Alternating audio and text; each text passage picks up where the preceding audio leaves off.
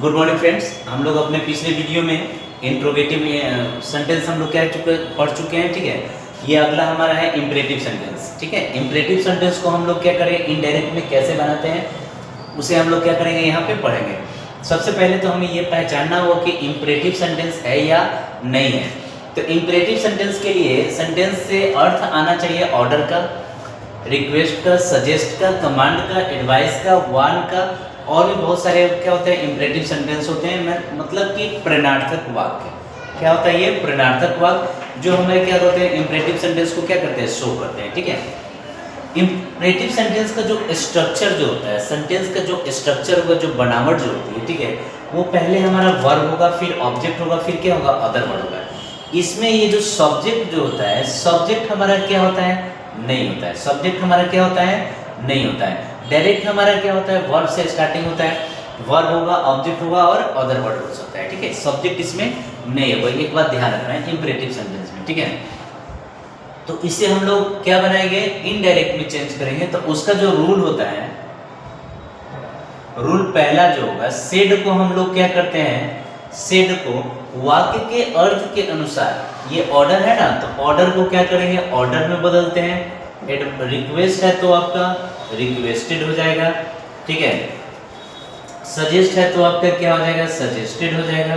ठीक है, उसके बाद इसमें एक और आता है, प्रपोज्ड हो जाता है। ठीक है, फिर आपका आता है कमांड हो जाता है, कमांडेड हो जाएगा। ठीक है, कमांड का कमांडेड लिख देंगे। ठीक है, उसके बाद एडवाइस है तो एडवाइस्ड हो जाएगा, ETC कर देंगे इतना। ठीक है, समझ गया, ये हुआ। दूसरा रूल होता है इसमें इन्वर्टेड जो कॉमा होता है, शॉर्टकट में लिखे हम यहाँ इन्वर्टेड कॉमा, क्योंकि शुरू से हम लोग इन्वर्टेड कॉमा लिखते आ रहे थे, अब शॉर्ट थोड़ा चलेंगे। इन्वर्टेड कॉमा के लिए हम लोग क्या लिखते हैं, टू लिखते हैं या फिर नॉट टू लिखते हैं। टू लिखते हैं या फिर क्या करते हैं, नॉट टू लिखते हैं।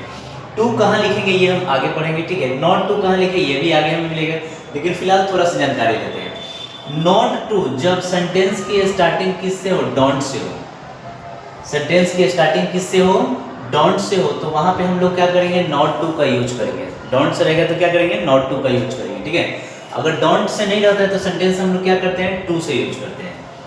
तीसरा होता है, अगर मान के चलो रिपोर्टिंग वर्ब के बाद ऑब्जेक्ट ना हो, ऑब्जेक्ट क्या हो, ना हो, रिपोर्टिंग वर्ब के बाद ऑब्जेक्ट ना हो, तो ऑब्जेक्ट ठीक है मान लेंगे। ऑब्जेक्ट क्या करते हैं हम लोग, मान लेते हैं। ठीक है,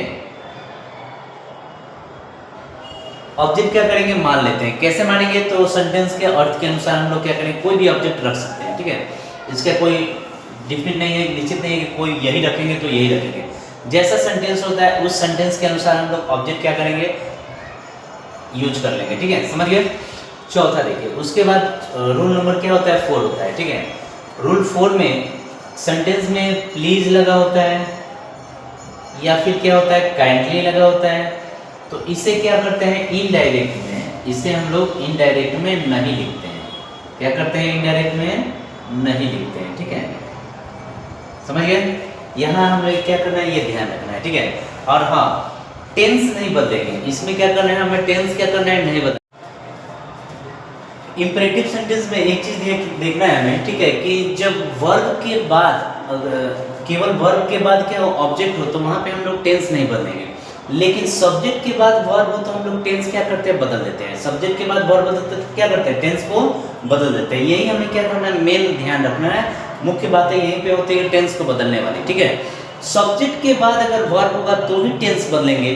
सब्जेक्ट के बाद अगर वर्ब नहीं है, सब्जेक्ट अगर नहीं है, केवल क्या है, वर्ब है, वर्ब प्लस ऑब्जेक्ट है। सेंटेंस के स्टार्टिंग देखिए, जैसे डू दिस वर्क, यहाँ पे सब्जेक्ट नहीं है, केवल वर्ब है, तो इसमें हम लोग टेंस नहीं बदलेंगे।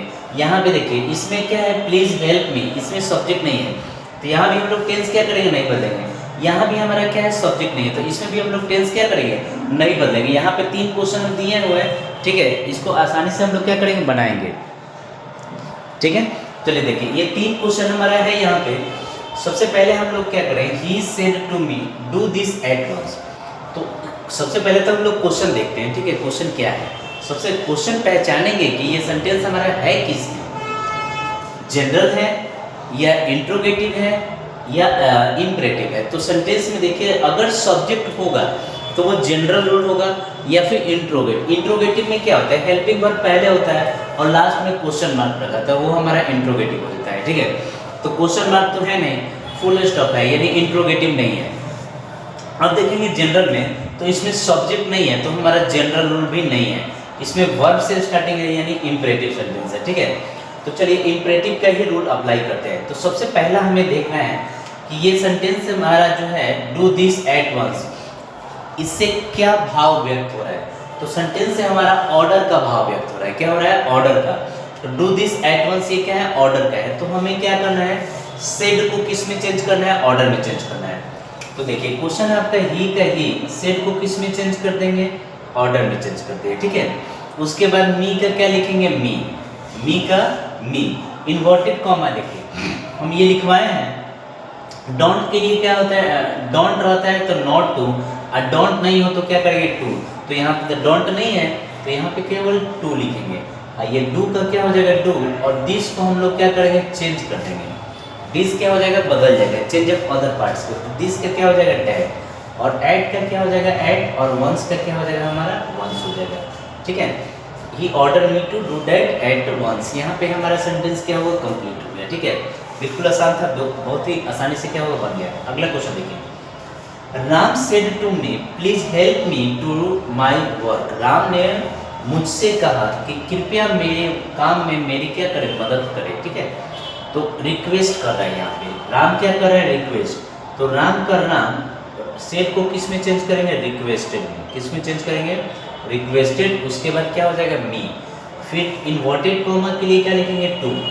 प्लीज क्या हो जाएगा, यहाँ से हट जाएगा, प्लीज क्या हो जाएगा, यहाँ से हट जाएगा। हेल्प का क्या हो जाएगा, हमारा हेल्प हो जाएगा। ये जो मी है फर्स्ट पर्सन किसके अनुसार, सब्जेक्ट अनुसार, राम। तो राम के लिए यहाँ पे क्या हो जाएगा, हिम। उसके बाद टू का क्या होगा, टू। माई फर्स्ट पर्सन किसके अनुसार, सब्जेक्ट अनुसार, तो यहाँ क्या होगा, हिज।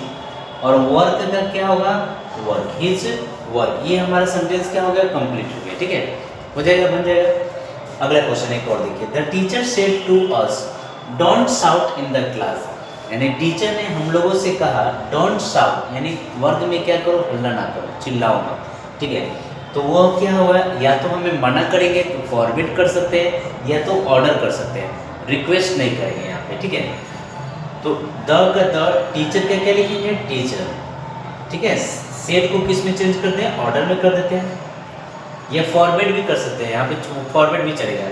या और भी कोई आपका जो जैसे सजेस्ट वगैरह है टाइप से कोई होंगे तो उसको भी क्या कर सकते हैं, यूज कर सकते हैं। ठीक है, फॉरबिड अस। उसके बाद डोंट है ना, तो यहाँ पे हमको नॉट टू लिखना होगा। डोंट है तो क्या लिखना होगा, नॉट टू। उसके बाद ये जो साउट है, सेम सेम, द का सेम, क्लास का भी क्या होगा, सेम, लास्ट में फुल स्टॉप हो जाएगा। इस तरह ये हमारा सेंटेंस क्या हो गया, कंप्लीट हो गया। ठीक है, ये हमारा जनरल रूल इंपरेटिव का सिंपल वाला था। ठीक है, इसके बाद एक स्पेशल जो नोट वाला होता है, नोट। सेंटेंस स्टार्टिंग किससे होगा, लेट से होगा। किससे होगा, लेट से। इसको हम लोग इसके बाद पढ़ते हैं। ठीक है, इसे हम लोग क्या करना पड़ेगा, इरेज करना पड़ेगा। ठीक है।